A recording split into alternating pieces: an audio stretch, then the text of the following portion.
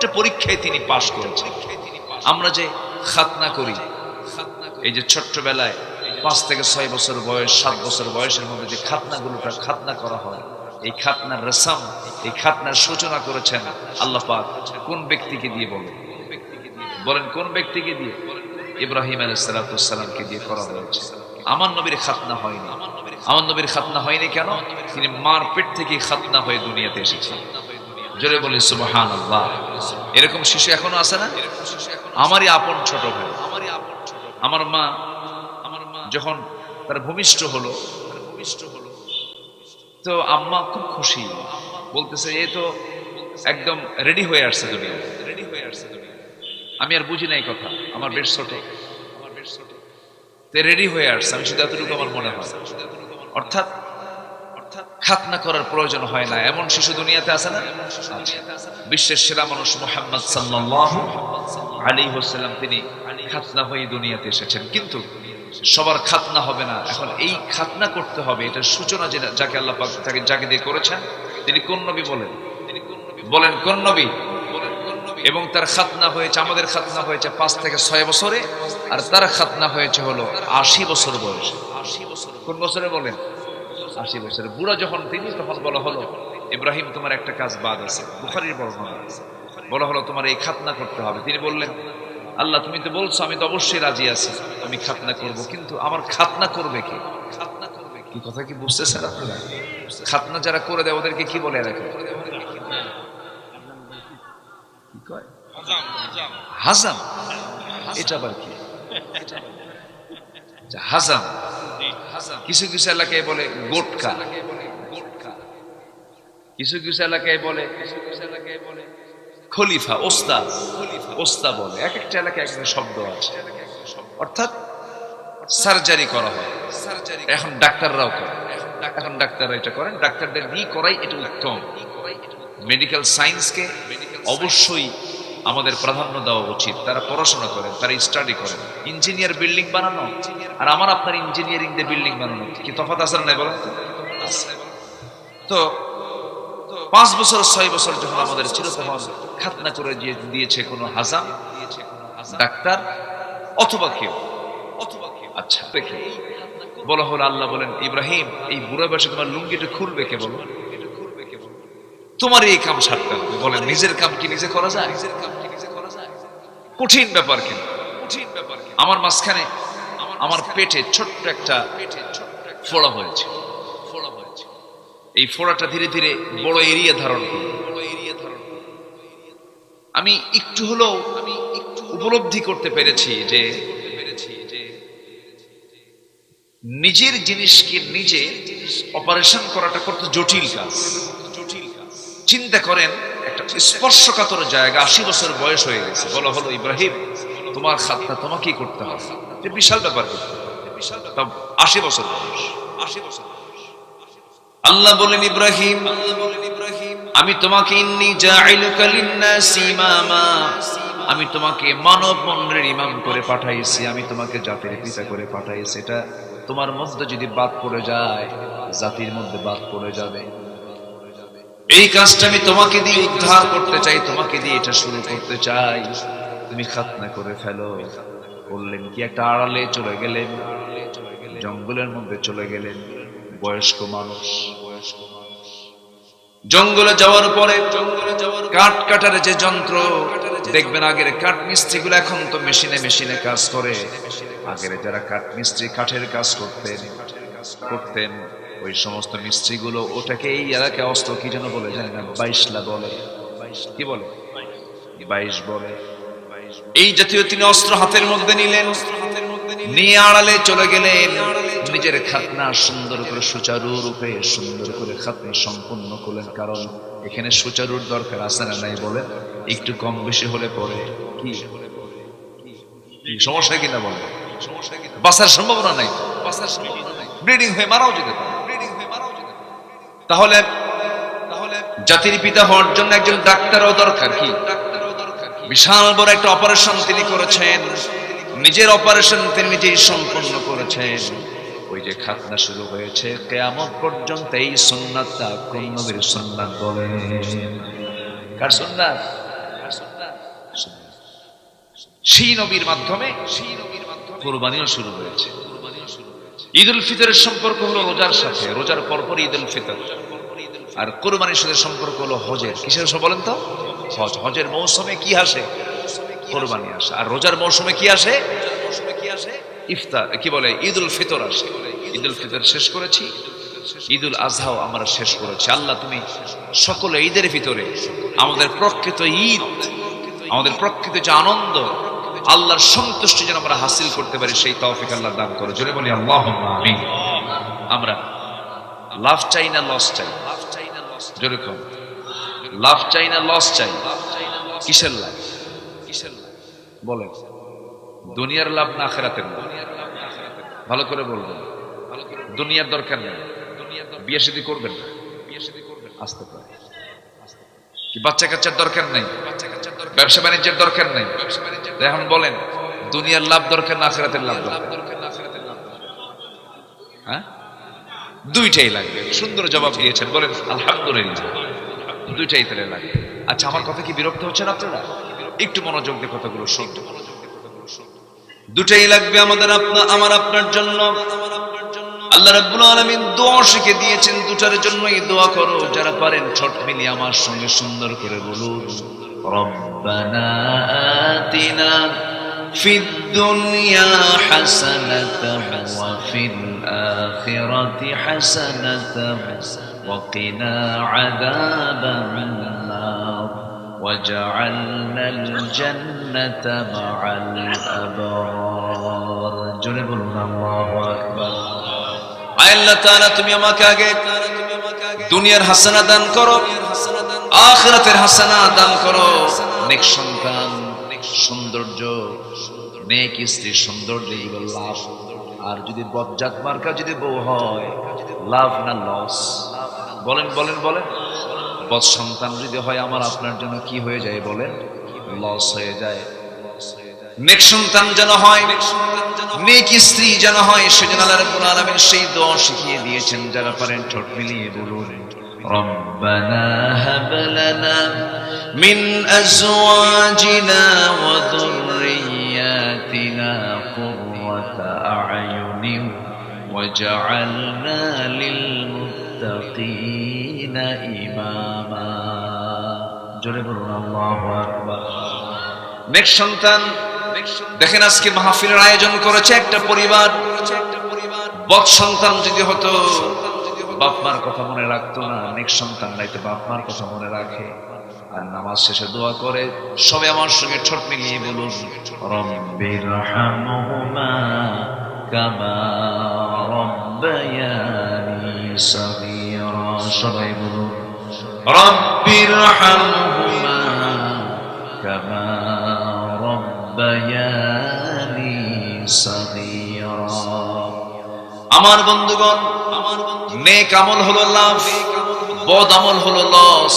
বানাবো শয়তানকে না আল্লাহকে? আসতে বলবেন না কাকে বলে? একটা হচ্ছে আল্লাহর পথ, আর একটা হলো শয়তানের পথ। কার পথ বলে? শয়তানের পথ। আমরা পথ ধরবো কার? আসতে বলবেন, পথ ধরবো কার? সুদের দিকে যাব না যাকাতের দিকে যাব? বলেন কিসের দিকে যাব? বলেন কিসের দিকে? যাকাতের দিকে যাব। যাকাত হলো আল্লাহর অর্থনীতি, সুদ হলো শয়তানের অর্থনীতি। পানি পান করবো কোনো সমস্যা নাই, কিন্তু ওই যে ড্রিঙ্কিং ওয়াটার কিছু আছে, লাল পানি, নীল পানি, গুলো পানি, কিন্তু ওগুলো হলো রঙের পানি, ওটা হচ্ছে হারাম। ওটা কি? হারাম। আর আল্লাহ পাক সুন্দর করে যে পানি দিয়েছেন, যে পানি পান করলে পরে জীবন শক্তি বেড়ে যায়, আপনি সুস্থ থাকবেন, আপনার চাহিদা পূরণ হবে, দেহের চাহিদা পূরণ হয়ে যাবে। আল্লাহ বলছেন হালাল পানি তুমি পান করো। আমি গাছের ডাব দিয়েছি, ডাবটা না। আজকে সকালবেলা যখন বগুড়া থেকে বের হব, গত মাহফিল ছিল আমার জয়পুরহাটের দিকে, বগুড়া হয়ে আসবো, দেখি প্রচন্ড গরম। কোক খায়, মজো খায়, 7 আপ না ডাউন? 7 আপ কয় না ডাউন কয়? আমি এগুলোর নাম দিছে ডাউন। কি বলেন? ডাউন। এই সমস্ত কোক আপনি খেয়ে আপনি যতটুকু না কল্যাণ পাবেন, যতটুকু আপনার জন্য উপকার হবে, প্রসেসিং ফুড কখনো আপনার জন্য কল্যাণ বয়ে আনে না। আল্লাহ আপনার জন্য মেজারমেন্ট করে ওই ডাবের ভিতরে যে পটাশিয়াম দিয়েছেন, যে ক্যালসিয়াম দিয়েছেন, যে পানি শূন্যতা দূর করার জন্য যে সমস্ত কিছু উপাদান দিয়ে সৃষ্টি করেছেন, আল্লাহর কসম করে বলি এই যে ডাবটা আল্লাহ রাব্বুল আলামিন দিয়েছেন এর মধ্যে অকল্যাণ তো নাই, কল্যাণ ছাড়া কিছু খুঁজে পাওয়া যাবে না। সুবহানাল্লাহ। বেশ কিছু আগে আমার কোমরে ব্যথা, প্রচন্ড ব্যথা, সারে না, ডাক্তারকে দেখালাম তাও কোমর ব্যথা ছাড়ছে না, সমস্যা হচ্ছে। মনে মনে ভাবলাম আল্লাহ তুমি তো ডাবটা দিয়েছো, রেগুলার কয়েকদিন মেরে দিলাম, খাইলাম, পান করলাম, কোমর ঠিক হয়ে গেছে। এই যে আল্লাহ রাব্বুল আলামিন যত রোগ দিয়েছেন সমস্ত রোগের ঔষধ দিয়েছেন, ঔষধ ছাড়া পৃথিবীতে কোনো রোগ আল্লাহ পাক পাঠান নাই। রোগ দিয়েছেন যিনি, ওষুধ দিয়েছেন তিনি। ক্যান্সার নাই কোনো অ্যান্সার, ভুল কথা এটা বললে পরে আল্লাহর রোগের না শুকর হয়ে যাবে। ক্যান্সারও আছে, অ্যান্সারও, বলেন বলেন, অ্যান্সারও আমরা খুঁজে বের করতে পারি নাই। যদি খুঁজে বের করতাম অবশ্যই আমরা ওষুধ অবশ্যই বের করতে পারতাম, কিন্তু আস্থা তো নাই আমাদের আল্লাহর উপরে, বিশ্বাস তো নেই আমাদের আল্লাহর উপরে। আমার নিজের চোখে দেখা রংপুর একজন ক্যান্সার আক্রান্ত রোগী, আজ থেকে 19 বছর আগের কথা, কাউনিয়া উপজেলায় একটা মাহফিলে গিয়েছিলাম। সে এত পরিমাণ পান খায়, পান খেয়ে দাঁতগুলো তরমুজের বিচির মতো লাল বানায় ফেলেছে। আমার সামনে এসে বসলো, বলল হুজুর আমার নাকি ক্যান্সার হয়েছে। ঢাকায় গেছিলাম, বললো আপনার মেয়াদ, ডাক্তার বলে দিয়েছে আপনার মেয়াদ হলো মাত্র 3 মাস। কান দেওয়ার কথা বলে, আল্লাহর মেহেরবানি। আমি তাকে বললাম নিয়মিত আপনি সূরা ফাতিহা পড়বেন, সূরা ইখলাস পড়বেন, ফালাক পড়বেন, নাস পড়বেন, আয়াতুল কুরসি গুলো পড়বেন, আল্লাহর সবগুলো নামগুলো, আলিল্লাহিল আসমাউল হুসনা ফাদউ বিহা, সবগুলো নামগুলো একটা একটা করে উচ্চারণ করে নিজে রুকিয়া করবেন, নিজে ফু দিবেন পানিতে, ফু দিয়ে পানি পান করবেন, আল্লাহর রহমতে আপনি সুস্থ হয়ে যাবেন। বলল হুজুর আপনি 1 গ্লাস পানি আমাকে পড়ায় দেন। ভাঙ্গাচুরা কিছু পড়ায় দিলাম। আজ পর্যন্ত ওই লোকটা এখনো বেঁচে আছে। ক্যান্সারের অ্যান্সার আছে না? ক্যান্সার দিয়েছেন কে? আবার ক্যান্সারের কোষটা সরা দিতে পারেন তিনি আমার কে? আল্লাহ। ওমান ইয়াতাওয়াক্কাল আলাল্লাহ ফাহুয়া হাসবুহ, যে ব্যক্তি পরিপূর্ণরূপে আল্লাহর প্রতি ভরসা রাখবে তার জন্য আমার আল্লাহ যথেষ্ট, কাউকে লাগে না। জোরে কোন সুবহানাল্লাহ। যেখানেই ব্যথা হবে সেখানে হাত দিবেন, সূরা ফাতিহা পড়বেন, আল্লাহ পাক শিফা কামেলা দান। আমরা আল্লাহর প্রতি আস্থা আনতে পারি না, তো আল্লাহর প্রতি বিশ্বাস আনতে পারি না, তাহলে আল্লাহকে ধরলে লস না লাভ, আর শয়তানকে ধরলে লস। 10টা ক্ষতির দিক আজকে আমি তুলে ধরবো। ক্ষতির আরবি হলো খুসরান। ক্ষতির আরবি কি? খুসরান। প্রত্যেকটা আয়াতেই আমার এই খুসরান শব্দটা আপনারা খুঁজে পাবেন। খুসর অথবা খুসরান শব্দটা অথবা খাসিরা শব্দটা আপনারা পাবেন। অলরেডি আমি একটা আয়াত বলেছি, আরো 9টা পয়েন্টে আমি কথা বলতে চাচ্ছি। কোরআনের ভাষায় মানুষের ক্ষতি হলো 10টা। কয়টা বলেন?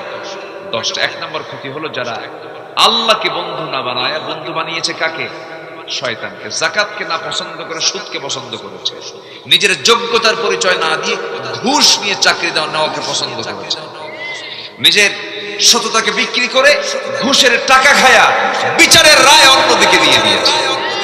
এরকম মেম্বার আছে না? আপনি আবার রাগ করেন না, উনিও কিন্তু মেম্বার। জি, এই আমি কি আলোচনা শেষ করে দেব? আপনি যাচ্ছেন কেন? হ্যাঁ, ঝিনঝি লাগছে?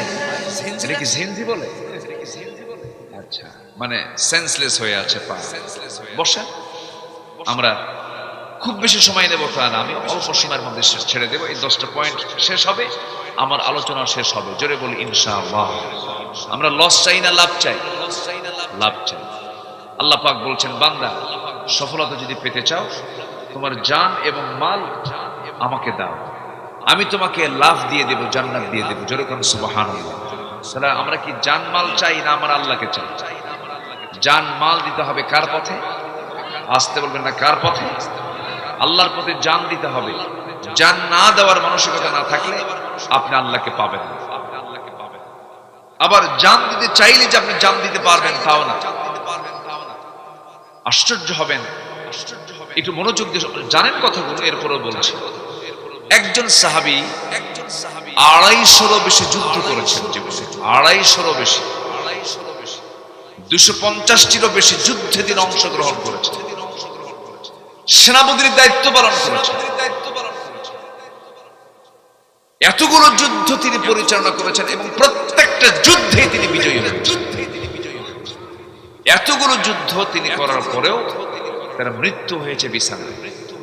কোথায় মৃত্যু হয়েছে বলে? বিছানায়। আবার কিছু কিছু সাহাবী জীবনে একটা যুদ্ধেই গেছেন, এক যুদ্ধে শহীদ হয়ে আল্লাহর জান্নাতে।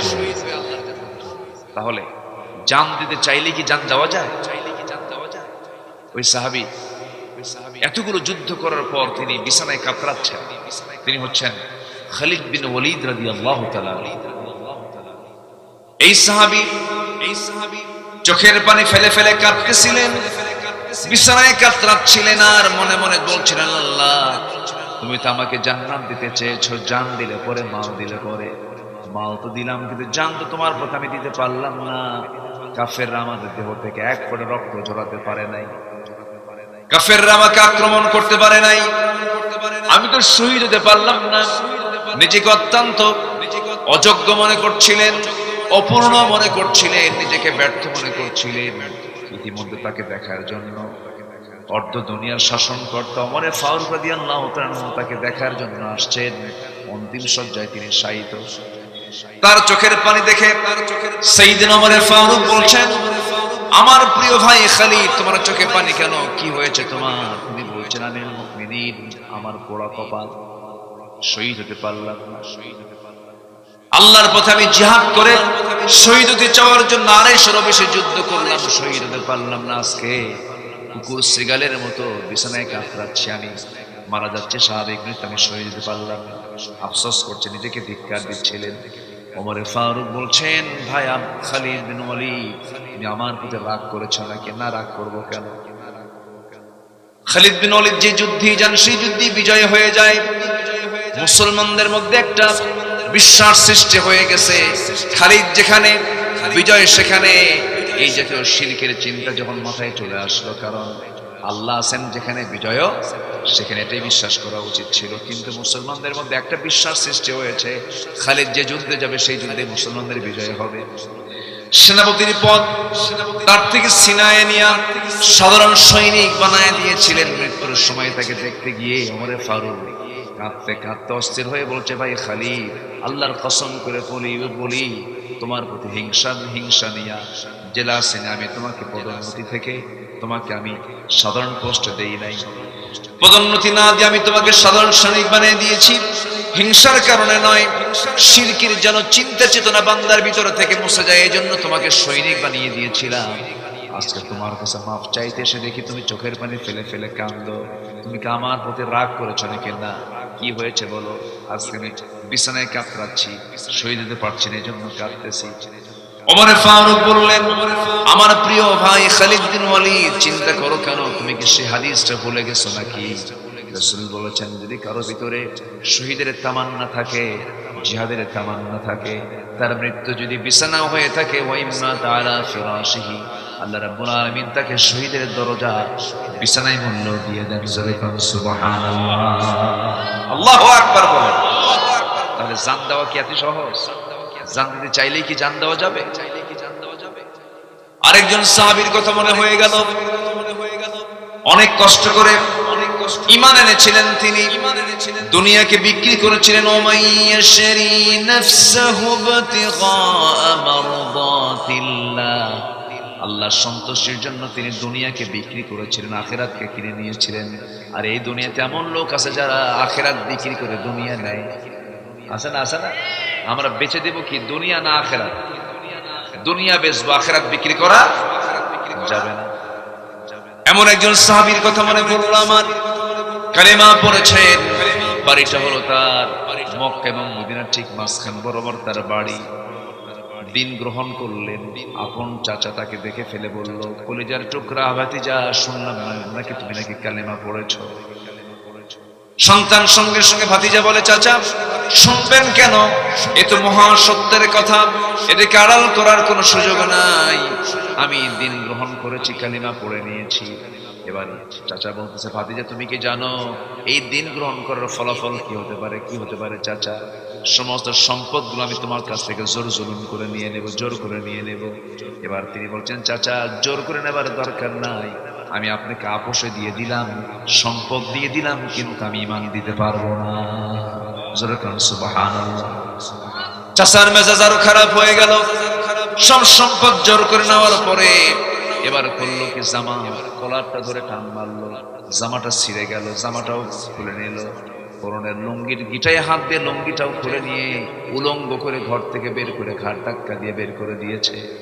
উলঙ্গ দেহ নিয়ে মার দরজার সামনে হাজির হয়ে বলছে, মা দরজা খোলো, কিন্তু আমার দিকে তাকায়ও না, দেখো তো ছোট্ট এক খণ্ড কোনো কাপড় আছে নাকি, আমার সতরটা আমি ঢাকতে চাই। ছোট্ট এক খণ্ড কাপড় দিল। এবার আব্দুল্লাহ, সেই সাহাবীর নাম হচ্ছে আব্দুল্লাহ, তিনি বলছেন, মা শোনো, আমার দিকে তাকায়ও না, এক খণ্ড কাপড় নিয়ে আমি আমার সতরটা ডাকলাম, তুমি আমার জন্য দোয়া করো। আমি পৃথিবীর কোন দরবার আমার কাছে পছন্দ নয়, আমি এই মুহূর্তে রওনা দিলাম আমার নবীজির দরবারের দিকে। নবীর দরবারের দিকে রওনা করলেন। ফজর হয়ে গেল, প্রচন্ড শীতকাল। দরজায় গিয়ে নক করছেন, আমার নবীজি দরজা খুলেই দেখেন গোটা দেহটা নগ্ন, কোনো কাপড় নাই, শুধু নাভি থেকে হাঁটুর নিচ পর্যন্ত তার সতরটা ঢাকা আছে। আমার নবীজি এই দৃশ্য দেখে কোনো প্রশ্ন করলেন না, তার পরিচয় জানলেন না, বায়োডাটা জানতে চাইলেন না, সোজা তিনি ভিতরে চলে গেলেন। শীতের মধ্যে কষ্ট হচ্ছে, নিজের যতগুলো জামা ছিল তার মধ্যে পছন্দের দুটা জামা, দুটা জুব্বা আমার নবীজি হাতের মধ্যে করে নিয়ে এসে বললেন, ও বস্ত্রহীন, এই যে দুটো জুব্বা, আমার পরনের জুব্বা আমি তোমাকে হাদিয়া স্বরূপ দিয়ে দিলাম। কার গায়ের জুব্বা? কি লাভ না লস? ওই যে সম্পদ চলে গেছে, এখন লাভ কোনটা বলেন? বলেন, সম্পদ না নবীজির জুব্বা? লস হয়ে গেছে। একদিকে ঈমান এনেছেন, নবীর পরনের জুব্বা, নবীর গায়ের জুব্বা তার হাতে দিলেন। এরপরে বলছেন, মান আনতা, তুমি কে? আমি অমুক ব্যক্তি, আমার অমুক এলাকায় বসবাস। এমনটা হলো কেন? বিস্তারিত খুলে বললেন। আমার নবীজি বলছেন, ও আব্দুল্লাহ যুল বাজাদাইন, কোনো টেনশন করো না, কোনো চিন্তা করো না, তোমার ব্যাপারে কোনো টেনশন তুমি করতে চেও না, তুমি আমার পছন্দের একজন সাহাবী, কোনো টেনশন নাই তোমার, তোমার দায়িত্ব আমি নিচ্ছি, চলে যাও, আসহাবে সুফফার সদস্য হয়ে যাও। হাতে কোরআন দিয়ে দিলেন, কোরআনের সবক তাকে দিয়ে দেওয়া হলো, তিনি চলে গেলেন সাহাবীদের মাঝে। সব সাহাবীরা আস্তে আস্তে কোরআন তেলাওয়াত করে, কিন্তু আব্দুল্লাহ চিৎকার মেরে মেরে কোরআন তেলাওয়াত করে বিরক্ত হয়ে সাহাবীরা এসে বলছেন, হুজুর নতুন একজন সাহাবী যোগ দিয়েছে, কিন্তু চিৎকার মেরে মেরে তেলাওয়াত করে আমাদের ডিস্টার্ব হয়। কে? আব্দুল্লাহ। রাসূলকে দেখতে বলছেন, সাহাবীরা দয়া করে তোমরা আমার আব্দুল্লাহর বিরুদ্ধে অভিযোগ দিও না। আমার আব্দুল্লাহ দুনিয়াকে লস স্বীকার করে নিয়ে আখিরাতকে লাভ স্বীকার করে নিয়েছে, আখিরাতকে সে গ্রহণ করে নিয়েছে। ঈমানকে রক্ষা করতে গিয়ে দুনিয়া বিক্রি করে সে আখিরাতকে কিনে নিয়েছে। আমরা আব্দুল্লাহর কোরআন তেলাওয়াতে তোমরা বাধা দিও না, কারণ আব্দুল্লাহর কোরআন তেলাওয়াতটা, সে যে চিৎকার করে কোরআন তেলাওয়াত করে, এটা তার ঈমানের কারণে, আবেগের কারণে। আমার আব্দুল্লাহকে তোমরা তেলাওয়াতে বাধা দিও না। সুবহানাল্লাহ। লস না লাভ? বলেন, লস না লাভ? আমার ভাইরা, আমার নবীজি এবার বললেন, আব্দুল্লাহ আমার কাছে তোমার কোনো চাওয়া আছে নাকি, এক্সপেক্ট আছে নাকি, প্রত্যাশা আছে নাকি? সাহাবী এবার বলছেন, হুজুর আপনি আমার জন্য আপনার পছন্দের কিছু দোয়া আপনি আমার জন্য করে দেন। আমার বন্ধুগণ, একটা বিষয় মাথায় রাখবেন, যখন কোনো আলেম ওলামা দেখবেন, বড় কোনো উস্তাদ দেখবেন, বড় কোনো বিশেষ মানুষ দেখবেন, তার সামনে যাবেন, সালাম দিবেন, সালাম দিয়ে বলেন, হুজুর অথবা স্যার অথবা জনাব, আপনি আমাকে কিছু নসিহত করেন, আপনি আমাকে কিছু উপদেশ দেন, আমাকে কিছু শিক্ষা দেন। রাসূল এমন করে সাহাবায়ে কেরামকে নসিহত করেছেন। ওই সাহাবী বলছেন, হুজুর আপনি আমার জন্য একটু দোয়া করে দেন। আমার নবীজি তৎক্ষণাৎ হাতটা উঁচু করে দোয়া করে দিচ্ছেন, আল্লাহ আমার আব্দুল্লাহর দিন গ্রহণ করতে গিয়ে দুনিয়া সে বিক্রি করে ফেলে দিয়েছে, আমি তোমার কাছে ফরিয়াদ করি, আব্দুল্লাহর জান মাল তুমি কাফের বেঈমানদের জন্য তুমি আল্লাহ হারাম করে দাও। এই দোয়া যখন করেছেন, এক্সেপশন দোয়া, ব্যতিক্রম ধর্মী দোয়া যখন করেছেন, সাহাবীর মনটা খারাপ হয়ে গেল। সাহাবী বলছেন, ইয়া রাসূলুল্লাহ আমি দোয়া তেমনটা চাই না, আমার তো চাওয়া ছিল যুদ্ধে যাব, কাফেররা আমাকে আক্রমণ করে আমাকে শহীদ করে দেবে, আমি দুনিয়া থেকে বিদায় হয়ে যাব, আল্লাহর সামনে গিয়ে রক্তমাখা দেহ নিয়ে হাজির হব। আপনি আমার জন্য উল্টা দোয়া করেছেন, আমি মনক্ষুণ্ণ নয় যে রাসূল বলছেন না রে আব্দুল্লাহ চিন্তা করো কেন, তোমার মৃত্যু যদি বিছানা হয়ে থাকে আল্লাহ তোমাকে শহীদের দরজা দান করে দিবে। যুদ্ধের ডাক চলে এসেছে, আমার নবীজি বদরে, আমার নবীজি মদিনার মসজিদ থেকে বের হয়ে গেছেন কোন একটা যুদ্ধের ময়দানে। ওই সাহাবী আব্দুল্লাহ অংশগ্রহণ করেছেন। যুদ্ধ শেষের পরে আমার নবীজি মদিনার দিকে ফিরে আসতেছেন, হঠাৎ করে এক ঝাঁক সাহাবী এসে বলছেন, ইয়া রাসূলুল্লাহ আপনার সেই প্রিয় সাহাবী আব্দুল্লাহ দারুণ অসুস্থ হয়ে পড়ে আছে। রাসূল বলছেন, শেষ চেষ্টা করে তার ব্যাপারে চিকিৎসায় হাত দাও, চিকিৎসা করো। শেষ চেষ্টা করা হলো, 3 দিন পর সংবাদ এলো হুজুর আব্দুল্লাহর দুনিয়াতে বেঁচে নাই। আমার নবীজির চোখের পানি বন্ধ হলো, চোখের পানি বের হওয়া শুরু হয়ে গেল। রাসূল তার কান্না থামাতে পারছেন না, তার লাশটা তার সামনে নিয়ে আসা হলো, গোসল করানো হলো, জানাজার আয়োজন করা হলো। রাসূল বলছেন, আমার আব্দুল্লাহ জানাজা কেউ পড়াবে না, আমি রাসূল নিজে তার জানাজা পড়ায় দেব। জানাজা সম্পন্ন হয়ে গেল। জানাজা শেষ হওয়ার পরে রাসূল কাঁদা কাঁদা কণ্ঠে বলছেন, সাহাবীরা আমার আব্দুল্লাহর জন্য তোমরা কোথায় কবর খনন করেছো? হুজুর ওই যদি পাহাড়ের চিপায় আমরা কবর খনন করেছি। রাসূল বলছেন, কবর খনন যদি শেষ হয়ে থাকে তোমরা কেউ আব্দুল্লাহকে কবরে দাফন করবে না, কাউকে আমি নামতে দেব না, আমি নিজে আব্দুল্লাহর কবরে নেমে আমি আমার আব্দুল্লাহর লাশ কবরে শোয়া দেব। আমার নবীজি এমন দোয়া যখন করলেন, এমন প্রত্যাশা যখন করলেন, সাহাবায়ে কেরাম রাসূলকে সহযোগিতা করলেন। রাসূল চলে গেলেন, কবরের কাছে গেলেন, কবরের মাটিতে নামবেন, ডানে তাকালেন, বামে তাকালেন, কবরের মাটিতে তিনি একাকী নামলেন, বিসমিল্লাহ বলে নামলেন। আস্তে করে বলছেন, আমার আবু বকর কোথায়? হুজুর এই জায়গায় আমি, আমার ডানে নামো। আমার ওমর কোথায়? হুজুর লাব্বাইক ইয়া রাসূলুল্লাহ। ওমর তুমি আমার বামে নামো। ওই কবরে নেমেছেন আমার নবীজি, ওই কবরে নেমেছেন নবীর পরে যার জায়গা, যারা আসন কিনেছেন আবু বকর সিদ্দিক রাদিয়াল্লাহু তাআলা, তারপর ওমর ফারুক রাদিয়াল্লাহু তাআলা, বিশ্বের সেরা সেরা তিনজন সেরা মানুষ ওই সাহাবীর কবরে নেমেছেন। আমার নবীজি হাত দুখানা গায়ে দিলেন, কাদা কাদা কণ্ঠে বলছেন, সাহাবীরা আমার কলিজার টুকরা আব্দুল্লাহর লাশ তোমরা আমার হাতে তুলে দাও। আমার নবীজির লাশটা হাতের মধ্যে উঠায় নিলেন, উঠায় নিয়া আমার রাসূল বলছেন, আবু বকর মাথাটা ধরো, ওমর পাটা ধরো। আবু বকর মাথা ধরলেন, ওমর ফারুক রাদিয়াল্লাহু আনহু পাটা ধরলেন, নবীজি পিঠের দিকটা ধরে রাসূল তিনজন মিলে সবাই মিলে আস্তে করে কবরে শোয়া দিলেন। নবীজির কাদা কাদা কণ্ঠ, রাসূল কাঁদতেছেন, বুকের উপরে হাতটা রাখলেন, কিবলামুখী করে দিয়া আকাশের দিকে তাকায় বলে, আকাশের মালিক আল্লাহ, এই আব্দুল্লাহর উপরে এখন পর্যন্ত আমি রাসূল সন্তুষ্ট, আমার আব্দুল্লাহকে তুমি আল্লাহ মাফ করে দাও। আমার নবীজি এমন করে আদর করে দোয়া করে যখন তিনি উঠে আসবেন কবর থেকে, এমন সময় একজন সাহাবী পাগলের মতো হয়ে গেছেন, সাদ বিন আবি ওয়াক্কাস রাদিয়াল্লাহু তাআলা আনহু পাশে দাঁড়ায় থেকে হতাশার চিহ্ন নিয়ে তিনি চিৎকার মেরে মেরে বলছেন, আল্লাহ আমার মতো পোড়া বান্দার কে থাকতে পারে, আমার মতো নাদান বান্দার কে থাকতে পারে, আমার বড় বদনসিব, আমি আজকে জীবিত সাদ বিন আবি ওয়াক্কাস না হয়ে যদি ওই কবরের বাসিন্দা হয়ে যদি মরে যেতাম কতই ভালো হতো। কারণ যে কবরবাসীকে দাফন করার জন্য বিশ্বের সেরা সেরা তিনজন মানুষ তার কবরে নামতে পারে। যেরকম সুবহানাল্লাহ। লস না লাভ? আস্তে করে, লস না লাভ? লাভের পথ খুঁজতে হবে। লসের পথ খুঁজলে পরে দুনিয়াও চলে যাবে, আখিরাতও চলে যাবে। লাভের পথ পেতে হলে এক নম্বর কাজ হলো আল্লাহর শেখানো পন্থা, শয়তানের পথকে ছাড়তে হবে। শয়তান কলি না বানায়, আল্লাহ কলি বানাতে হবে। এক নম্বর লাভ হলো আল্লাহকে বাদ দেওয়া যাবে না, আল্লাহকে ধরতে হবে, শয়তানকে ছাড়তে হবে। কিন্তু শয়তানকে যদি ছাড়ি আমার আপনার জন্য অবশ্যই লাভ হবে, আর শয়তানকে যদি ধরি আমার আপনার জন্য মহা লস হয়ে যাবে। নাম্বার 2 হলো ইসলাম ছাড়া অন্য কোন দিনকে যদি কোনো বান্দা গ্রহণ করে তার জন্য লস হয়ে যাবে। আল্লাহ রাব্বুল আলামিন সূরা আলে ইমরানের 85 নম্বর আয়াতে বলছেন, ওয়া মান ইয়াবতাগি গায়রাল ইসলামি দীনান ফালান ইউকবালা মিনহু ওয়া হুয়া ফিল আখিরাতি মিনাল খাসিরিন। যে বান্দা জীবন চলার পথ হিসাবে, রাজনীতি হিসাবে, রাষ্ট্রনীতি হিসাবে, ব্যক্তি জীবন চালনা হিসাবে, সমাজনীতি চালনা হিসাবে ইসলামকে বাদ দিয়ে অন্য কোন তন্ত্র মন্ত্রকে গ্রহণ করবে, মহান রব্বুল আলামিন বলেন কোনো কিছু গ্রহণ তো করাই হবে না। আখিরাতের সেই কঠিন লোভনীয় দিনে সেই বান্দা ওহুয়া ফিল আখিরাতি মিনাল খাসিরিন, সেই ক্ষতিগ্রস্তদের অন্তর্ভুক্ত হয়ে যাবে। প্রথম আয়াতে খুসরানাম মুবিনা বলা হলো, দ্বিতীয় আয়াতে বলা হলো মিনাল ফিল আখিরাতি মিনাল খাসিরিন, সেই আখিরাতে ক্ষতিগ্রস্তদের অন্তর্ভুক্ত হয়ে যাবে। এই ক্ষতি মানে মহা ক্ষতি, লাভ তো হয় নাই, পুঁজি শুদ্ধ না, এটা হচ্ছে খুসরান, নোকসান হলো।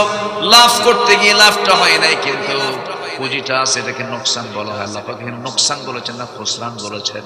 খুসরান বলেছেন অর্থাৎ যে ব্যক্তি ইসলামকে বাদ দেবে সে বান্দা দুনিয়াতেও তার ক্ষতি, আখিরাতে তার সব ক্ষতি।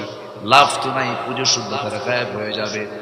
আমার বন্ধুগণ, আমার দেশে অনেক নামাজি মুসলমান আছে, রোজাদার মুসলমান আছে, আবার রাজনৈতিক কাফের আছে।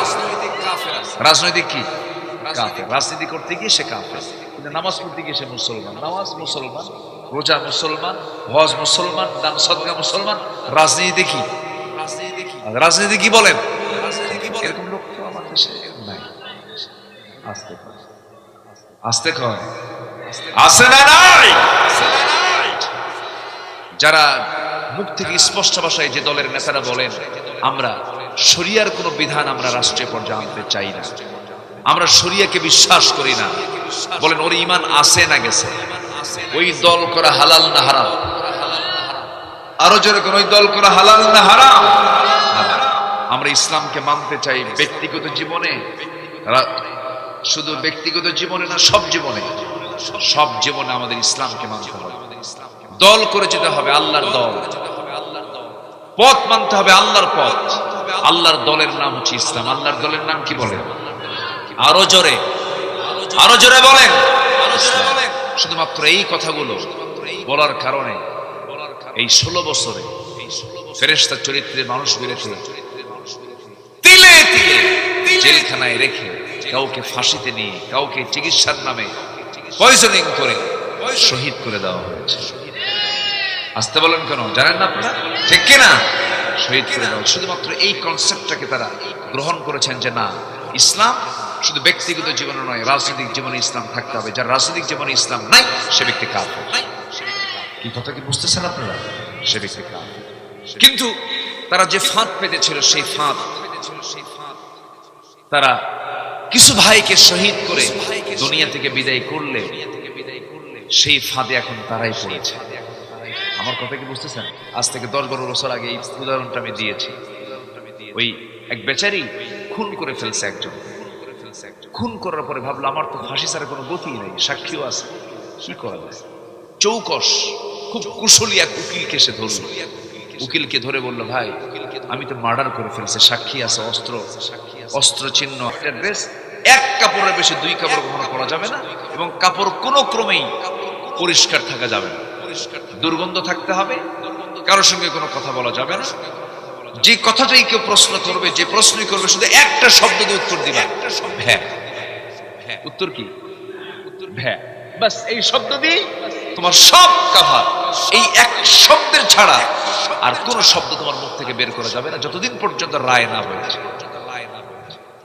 তো বললো ঠিক আছে উকিল সাহেব, আমি এটা ফলো করব। উকিল এখন বলে শোনো, আমি কিন্তু 2 টাকার উকিল না, আমারে কিন্তু মাইনাটা অন্য উকিলের চাইতে বেশি দিতে হবে, তুমি রাজি আছো কিনা? কি বলেন স্যার? উকিল সাহেব আপনি যা চাবেন আমি তাই দিয়ে, কিন্তু কাজটা আপনাকে হাসিল করো, উদ্ধার করুন, আমাকে আগে জামিন নিশ্চিত করে দেন, আমাকে খালাস নিশ্চিত করে দেন। কাছে ঠিক আছে। মাস 3 পরে ডাক পড়েছে, আদালতে উঠানো হলো, এজলাসে জজ বসে গেছে, কাঠগড়ায় আসামিকে উঠানো হলো। দুপক্ষের আইনজীবী প্রশ্ন শুরু করে। তো আসামিকে যখন, খুনিকে যখন প্রশ্ন করা শুরু করছে, যে প্রশ্নই করে সে উত্তর হলো কি, এছাড়া আর কোন শব্দ সে বলে। মাথার চুলগুলো উস্কো খুস্কো, মোছা বড়, দাড়িও বড়, গায়ে এক কাপড়, 3 মাস 4 মাস পড়লে কি আর গায়ে ওই কাপড়ের কোনো অস্তিত্ব থাকে? পাগল, দুর্গন্ধ ছড়ে গেছে, কোনো আওয়াজ নাই, কিচ্ছু নাই, পেশাব পায়খানার কোনো যত্ন নেই। দেখুন বারবার প্রশ্ন করে, উত্তর দেয় শুধু ভ্যা। এখন জজ তার চেয়ারে বসে ওই কি বলে কলমের আগা কামড়ায় আর মনে মনে চিন্তা করে, লোকটাকে আসামি করলো কে? সে আসামি বানাইছে আরেক পাগল। এই কথা কি বুঝতেছেন? এরা আসামিটা করলো কিন্তু পাগল, এরা আসামি বানালো। শেষ পর্যন্ত দুই উকিলের কথা এক পর্যায়ে জজ বলে ফেললেন যে মহামান্য আদালত মস্তিষ্ক বিকৃত ব্যক্তির বিরুদ্ধে কোনো রায় দিতে পারে না, যেহেতু সে পাগল। মহামান্য আদালত তাকে বেকসুর খালাস দিতে বাধ্য হল। সে মুসের তল দিয়ে মুসকে একখান হাসি মেরে কাঠগড়া থেকে নেমে আস্তে আস্তে বের হয়ে যায়। উকিল কয়, ভাই তুমি চলে যাচ্ছ, টাকাটা দিয়ে যাও। ভ্যা কি কবে কি বুঝতেছেন আপনারা? তুমি আমারও ভ্যা দেখাও, আমি শিখালাম তোমাকে ভ্যা, তাও কয় ভ্যা। যারা এই 16 বছর আদালত সাজিয়েছিল, বিচারের নামে প্রহসন সাজিয়েছিল, সেই আদালতে আজকে তাদের বিচার হচ্ছে, ঠিক কিনা? ওই যে ভ্যা শিখাই দিছে, ওই ভ্যা এখন এদেরকেও দেখাচ্ছে। এটাই হবে, এটাই বাস্তব। সত্যের পথে আমরা থাকবো, লাভ না লস। মিথ্যার পথে গেলে আমাদের কি হবে? লস হয়ে যাবে। মিথ্যার দিকে আমরা যাব না। জোরে বলি ইনশাআল্লাহ। দল করব কার? আসতে বলবেন না, দল করব কার? আল্লাহর দল করে যাব। সে আল্লাহর দলের নাম হচ্ছে ইসলাম। বলেন বলেন, সেই দলের নাম কি বলেন? ইসলাম। পুঁজিবাদ ব্যর্থ, সমাজতন্ত্র আত্মার বন্দিশালা। যে সমাজতন্ত্র রাশিয়াই তার কবর রচনা হয়ে গেছে। সমাজতন্ত্র চলবে না, জাতীয়তাবাদ চলবে না, সেকুলার চলবে না, পৃথিবীর কোনো আইন চলবে না। আইন চলবে একমাত্র কার? আলা লাহুল খালক ওয়াল আমর। সৃষ্টি যার, হুকুম চলবে তার। আল্লাহু আকবার। এই দাওয়াত দিতে গিয়ে নবীরাও এরকম বিপদের সম্মুখীন হয়েছে। এক মুরব্বী আমাকে আজ থেকে 15 বছর আগের একটা ওয়াজের কথা আমাকে মনে করে দিয়েছিলেন। যে হুজুর, আপনি যদি পারেন সুযোগে এই কথাটা আপনি বলবেন। একজন নবী ছিলেন, খুব চটাল নবী, খুব মেজাজি নবী, খুব রাগী নবী, খুব মেজাজ ছিল তার। আল্লাহ তার সঙ্গে ডাইরেক্ট কথা বলেছেন। সেই নবীর নাম কি বলেন? মূসা আলাইহিস সালাম। তিনি খুব চটাল নবী ছিলেন। এই নবীর বিরুদ্ধে কম ষড়যন্ত্র করেনি, অসংখ্য ষড়যন্ত্র করা হয়েছে। একটা অংশ ছিল হলো কি জানেন? শোনেন, যুগে যুগে ভালো ব্যক্তিদের বিরুদ্ধে স্ক্যান্ডাল তৈরি করা। যেরকম এই 16 বছর আলেমদের বিরুদ্ধে তোকমা লাগিয়ে দিয়েছিল জঙ্গি। কি তোকমা লাগাইছিল? জঙ্গি। মানে মাথায় টুপি আর মুখে দাঁড়িয়ে থাকলে সে কি হয়ে গেল? জঙ্গি হয়ে গেল। জঙ্গি বাহ্যিক সিমটম এগুলোকে ওপেন করে সিনেমা, নাটকে, প্রচার প্রসারে সব জায়গায় এগুলো ছড়িয়ে দিয়েছিল। এটা ছিল তাদের মানে বিজয়ী হওয়ার একটা মাধ্যম। তারা এই প্রচারণায় নেমেছিল। এরকম যুগে যুগে নবীদের বিরুদ্ধে নেমেছে। একবার মূসা আলাইহিস সালামের ব্যাপারে ফেরাউনদের মহল থেকে বলা হলো, তোমরা কি জানো মূসা আল্লাহর নবী হয় কেমন? কেন, কি হয়েছে? তোর তো অস্ত্রপাতি ঠিক নাই। কেন? ওর এক শিরা অসুখ, এক শিরা ব্যারাম। এলাকায় এটাকে কি বলে? এক শিরা হচ্ছে আল্লাহ পাক মানুষের যে অঙ্গ দিয়েছেন, লজ্জাস্থান দিয়েছেন, এটা একটা ছোট একটা বড়, দুটো অংশ থাকে না? এটা ছোট একটা বড়। আপনার কি মন খারাপ করতেছেন না? এটা কিন্তু সহি বর্ণনা। তো এটা যদি ছোট বড় হয়, এটাকে কিছু কিছু এলাকায় এক শিরা বলে। এই জাতীয় একটা রোগ কিন্তু আছে। তো এই রোগটার তোকমা লাগায় দিল আল্লাহর নবীর বিরুদ্ধে। আল্লাহর নবীরা কখনো অঙ্গহানি ছিলেন না, তারা অপূর্ণ ছিলেন না। গোটা পৃথিবীর যত মানুষ আল্লাহ পাক পাঠিয়েছেন, সবচাইতে সর্বগুণে গুণান্বিত করে আল্লাহ পাক নবীদেরকে পাঠিয়েছেন। এই নবীর ভিতরে এটা ছিল না।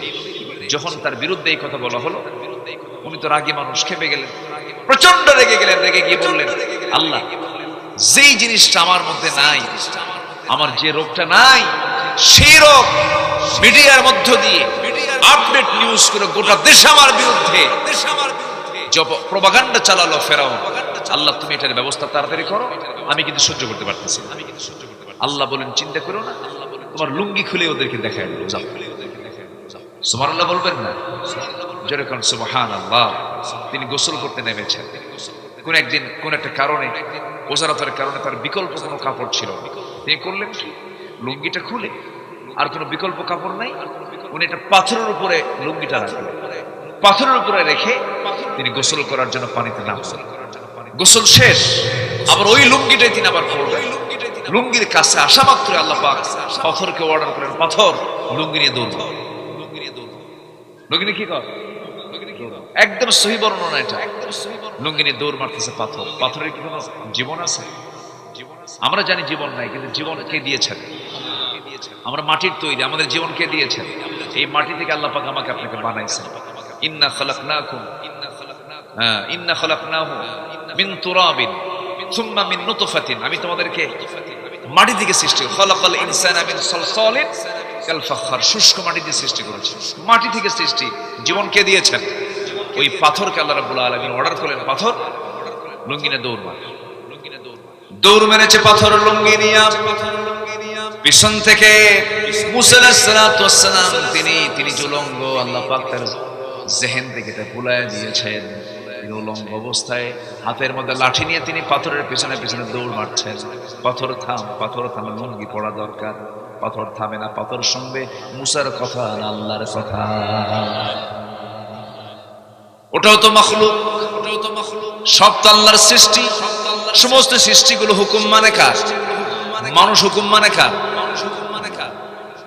মানুষ আল্লাহর হুকুম মানে। সব সৃষ্টি হুকুম মানে কার? আর মানুষ হুকুম মানে কার? মানুষের। আমার দেশের মানুষকে আল্লাহর হুকুম মানে? আল্লাহর হুকুম মানলে কি আজকে এই অবস্থা সৃষ্টি হয়? আমাদের দায়িত্ব হচ্ছে কার হুকুম মেনে নেওয়া? আল্লাহর হুকুম। পাথর রওনা দিব, পাথর দৌড়ায়, আল্লাহর নবীও দৌড়ান। দৌড়াতে দৌড়াতে তিনি ক্লান্ত হয়ে গেলেন, কিন্তু ওই পাথরটা গিয়ে এমন জায়গায় গিয়ে থেমে গেল যে জায়গায় ফেরআউন তার মন্ত্রী পরিষদ নিয়ে বৈঠকে বসে গেছে। সব মন্ত্রীদেরকে নিয়ে সে জরুরি বৈঠকে বসে গেছে। ঠিক পাথরটা আল্লাহর পয়গম্বরের লুঙ্গিটা ঘাড়ে করে নিয়ে, মাথায় করে নিয়ে পাথরটা এসে সেই জায়গায় থেমে গেছে। মুসা আলাইহিস সালাম তিনি ভুলেই গেছেন, তিনি উলঙ্গ, তার পেছে পেছে তিনি চলে আসছেন। একদম ওই পাথরের কাছাকাছি এসে লুঙ্গিটা হাতে নিয়েছেন। ইতিমধ্যে তিনি যে উলঙ্গ, ফেরআউন খুবই কাছ থেকে তার দৃশ্যের দিকে তাকায়া সবকিছু নজরও দিয়ে এবার বলতেছে, এই আমরা যে অভিযোগ দিলাম সব তো মুসা দেখায় দিল, মুসার অস্ত্রবাদী সব ঠিক আছে, সব ঠিক আছে। সুবহানাল্লাহ। সত্যটাকে উন্মোচন করে দেন তিনি কে? সত্য উন্মোচন করেন তিনি কে? আল্লাহ। আজকে রাজাকার ট্যাগ আর খায় না, জঙ্গি ট্যাগ আর কেউ শোনে না। 10 মাস হয়ে গেল, জঙ্গির কোন অভিযান নাই, কোন জঙ্গি নাটক নাই। অভিযান করে সেখান থেকে জঙ্গির আস্তানা থেকে এতগুলো এটা উদ্ধার পাইছে, এটা বোমা পাইছে, এবং এতগুলো লোক পাইছে।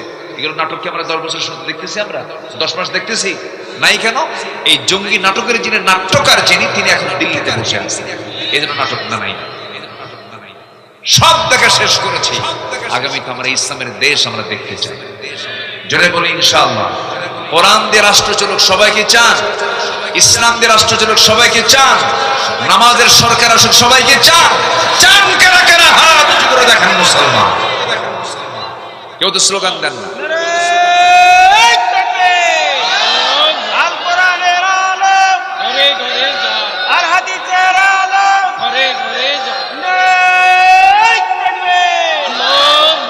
আল্লাহ কবুল করুন। জোরে বলে আমিন, আরো জোরে আমিন। সম্মানিত ভাই,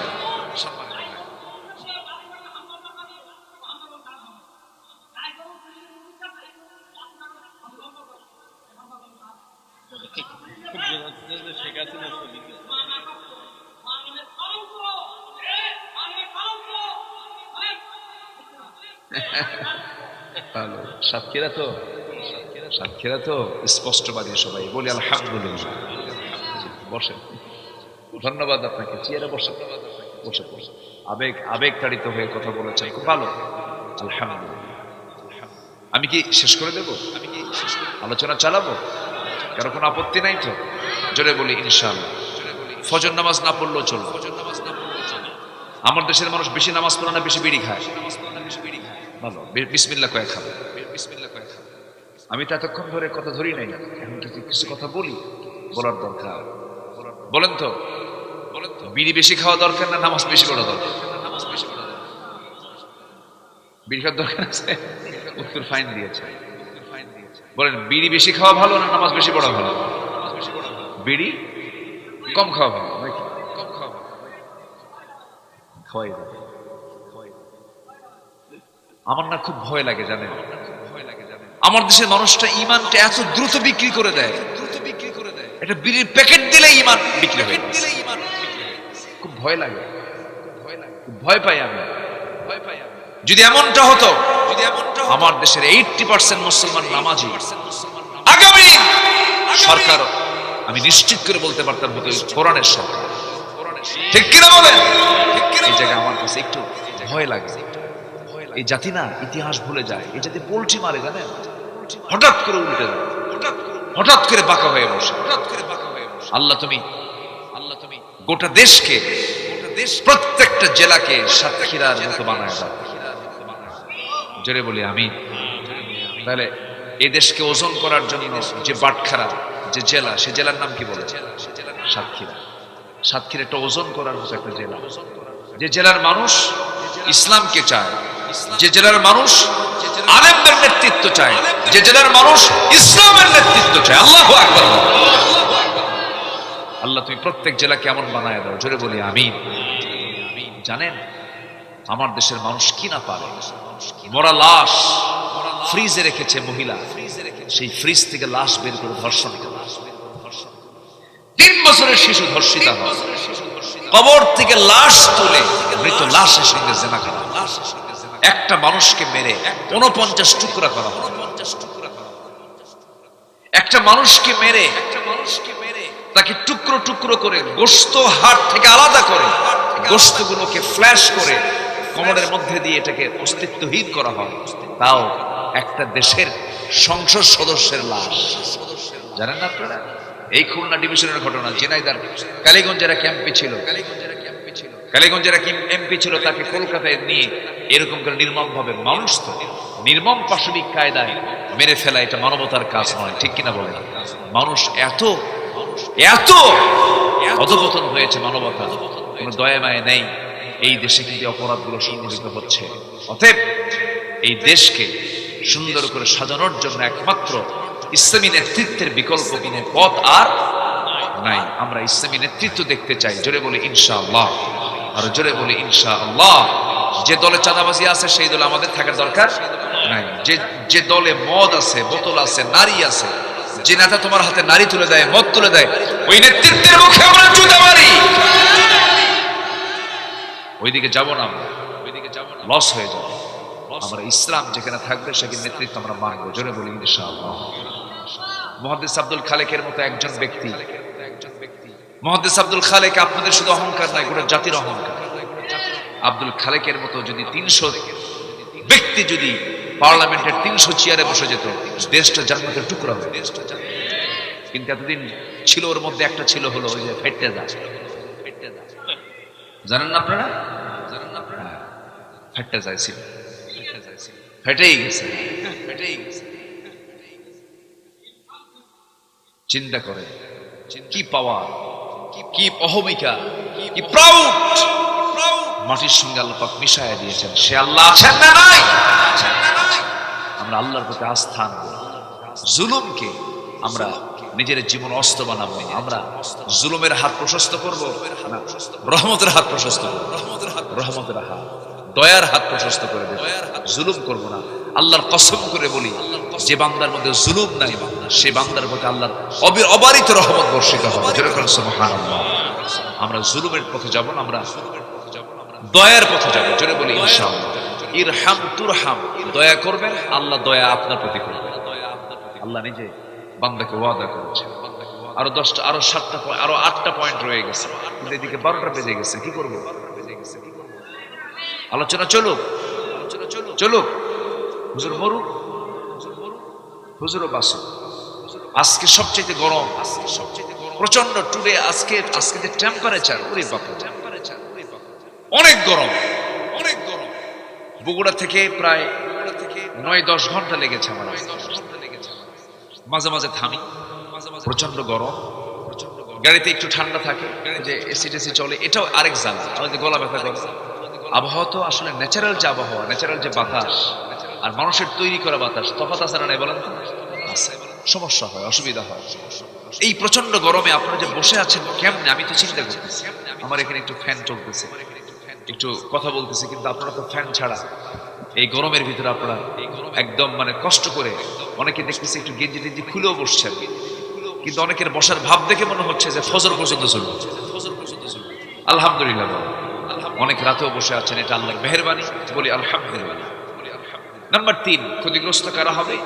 আল্লাহর সঙ্গে যারা অঙ্গীকার ভঙ্গ করবে। আমরা দুনিয়াতে আগে আসি নাই, কিন্তু আমরা ছিলাম রুহের জগতে। কিসের জগতে ছিলাম বলেন? রুহের জগতে আমাকে প্রশ্ন করেছিলেন আল্লাহ পাক, আমি কি তোমার রব নই? তখন আমরা কি কইছেন? না। কি কইছি আমরা? না কইছি না হ্যাঁ কইছি? বলেন কি বলছি আমরা? কি বলেছে? ক্বালু বালা, হ্যাঁ তুমি আমার রব। আচ্ছা, এটা যে বলছে আমরা, মনে আছে?